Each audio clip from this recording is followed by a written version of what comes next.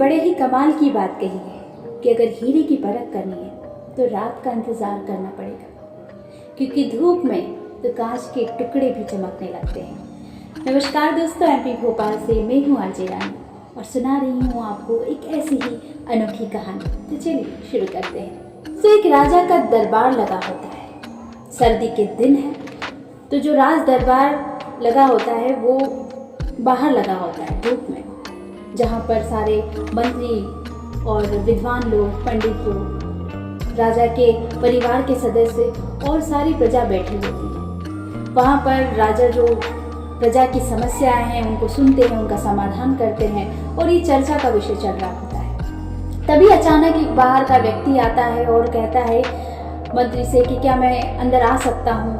वो आज्ञा लेता है। तब राजा कहते हैं कि उन्हें अंदर आने दीजिए। कहते हैं कि मैं दूसरे शहर से आया हूँ और मैं शहर शहर घूमता हूँ और मेरे पास दो अमूल्य चीज़ें हैं, दो ऐसी चीज़ें हैं जिसको कोई भी परख नहीं पाता है और इसके कारण मैं हर जगह से जीत कर आता हूँ, हर जगह से विजेता बनकर आता हूँ। तो राजा कहते हैं कि ऐसी कौन सी चीज़ें हैं तुम्हारे पास, हमें भी दिखाओ। तब वो वहाँ राजा के पास में एक मेज रखा होता है, वहाँ ले जा करके वो दोनों चीज़ें रखते हैं। वो दोनों ही चीज़ें जो होती हैं वो बहुत एक जैसे एक समान दिखती हैं, एक रूप की, एक रंग की और चमकीली होती हैं। तो राजा पूछते हैं कि ये क्या है। तो वो व्यक्ति कहता है कि इन दोनों चीज़ों में से एक हीरा है, एक असली हीरा है और एक कांच का टुकड़ा है। वो व्यक्ति कहता है कि आपकी सभा में कोई भी व्यक्ति अगर इस चीज़ को पहचान गया, इन दोनों चीज़ों में से अगर असली हीरा बता दिया कि कौन सा असली है और कौन सा कांच का टुकड़ा है, तो ये हीरा आज से आपके राज दरबार की शोभा बढ़ाएगा, आज से इस राज खजाने में जाएगा। और अगर नहीं बता पाए, अगर उनका जो जवाब है वो गलत हुआ, वो नहीं पहचान पाए, तो जो हीरे का मूल्य है उतना ही मूल्य आपको मुझे देना होगा। तो राजा जी कहते हैं कि ठीक है, ये तो बहुत आसान है, हमारी सभा में बहुत ही विद्वान लोग बैठे हैं, कोई तो बता ही देगा। तो राजा जी उस व्यक्ति की चुनौती को स्वीकार करते हैं। थोड़े समय में ही बस वो जो गेम होता है वो शुरू होता है। राज दरबार से बड़े ही ज्ञानी विद्वान लोग आ रहे होते हैं, मंत्री लोग आ रहे होते हैं और वो आके देखते हैं और आकर देखते हैं और उसकी चमक, क्योंकि दोनों जो होते हैं ना एक समान लग रहे होते हैं, बिल्कुल कोई अंतर नहीं दिख रहा होता है, तो पहचानना बहुत ही मुश्किल हो गया। तो सभी विद्वान आते हैं और एक असमंजस में रहते हैं कि अगर हमने गलत बता दिया तो फिर उतना ही मूल्य को देना पड़ेगा। तो कोई भी उत्तर नहीं दे पा रहा था। सब आते देखते ही थोड़ा सा असमंजस में आ जाते और वापस लौट जाते, कोई नहीं बता पा रहा था। ऐसा करते करते सारे विद्वान जितने भी थे और जितनी प्रजा थी, जो योग्य लोग थे, ज्ञानी लोग थे, वो आ रहे थे और देख रहे थे, लेकिन कोई नहीं बता पाया। बहुत देर हो गई। राजा भी यहाँ पर चिंतित हो गए कि ये क्या हो रहा है। सभा में से कोई भी ऐसा व्यक्ति नहीं है, कोई भी ऐसा ज्ञानी विद्वान नहीं जो इस चीज को परख पाए। आखिर ऐसा क्या है, ऐसा क्यों, जिसकी वजह से ये पहचान नहीं पा रहे हैं। व्यक्ति राजा जी से कहता है कि राजा जी, अब तो मुझे विजय घोषित कर दीजिए, क्योंकि आपकी सभा में कोई भी ऐसा विद्वान, कोई भी ऐसा ज्ञानी नहीं जो हीरे को और कांच के टुकड़े को पहचान पाए। इतने में ही सभा में से एक आवाज आती है कि राजा जी, अगर आपकी आज्ञा हो तो मैं इस कार्य को करना चाहता हूँ और मुझे पूरा विश्वास है कि जीत हमारी होगी। तो सब आश्चर्यचकित होकर उस व्यक्ति की तरफ देखने लगते हैं और जब देखते हैं तो ये देखा जाता है कि जो व्यक्ति ये बोल रहा है वो तो एक अंधा है, उसे तो दिखाई ही नहीं देता।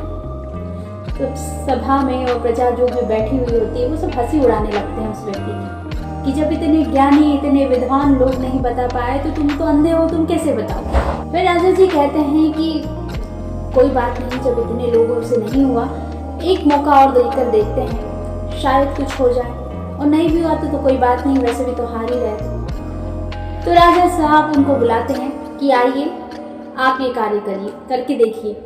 तो जो अंधा व्यक्ति है वो आता है और दोनों टुकड़ों को हाथ में उठाता है और थोड़ी देर आंखें बंद करके कुछ महसूस करता है और जैसे ही आंखें खोलता है और वो कहता है कि ये जो है इस हाथ में वो असली हीरा है।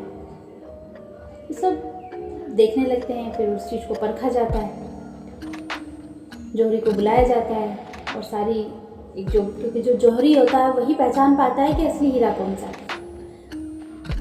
तो वो आकर देखता है तो वो भी इस बात की पुष्टि करता है कि हाँ यही असली हीरा है। उसके बाद सब आश्चर्यचकित हो जाते हैं कि जो इतने बड़े बड़े विद्वान नहीं कर पाए, एक अंधे ने कैसे कर लिया।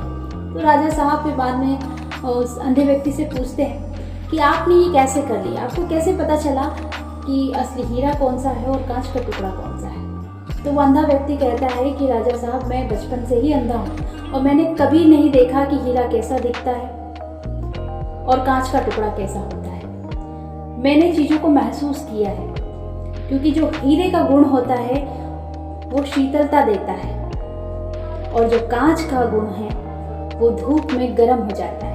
तो ये जो कांच का टुकड़ा है वो धूप में गर्म हो गया और जो हीरा है वो धूप में भी शीतलता दे रहा है। तो इसी से हीरे के इसी गुण से मैं पहचान पाया कि असली हीरा कौन सा है और कांच का टुकड़ा कौन सा है। दोस्तों ये छोटी सी कहानी जो हमें सिखाती है कि अगर जीवन में बनना है तो हीरे के समान बने, कांच के टुकड़े के समान है। दोस्तों हमारे जीवन में भी तो यही होता है। विपरीत परिस्थितियों को देखकर जो गर्म हो जाए वो कांच के टुकड़े के समान है और जो मनुष्य विपरीत परिस्थितियों में भी शीतल रहे, शांत रहे, वो हीरे के समान होता है। वो अपना मूल्य हीरे के समान आंकता है। तो आप अपना जीवन कैसा बनाना चाहते हैं, कांच के टुकड़े के समान या फिर हीरे के समान, ये आप पर निर्भर करता है। तो विपरीत परिस्थितियों में अपने जो गुस्से को है वो शांत करिए। शांत स्वभाव रखने की जो प्रयास है वो आज से ही चालू करें, क्योंकि ये एक दिन में नहीं होगा लेकिन एक दिन ज़रूर होगा। अपने आप पर, अपने गुस्से पर काबू रखिए,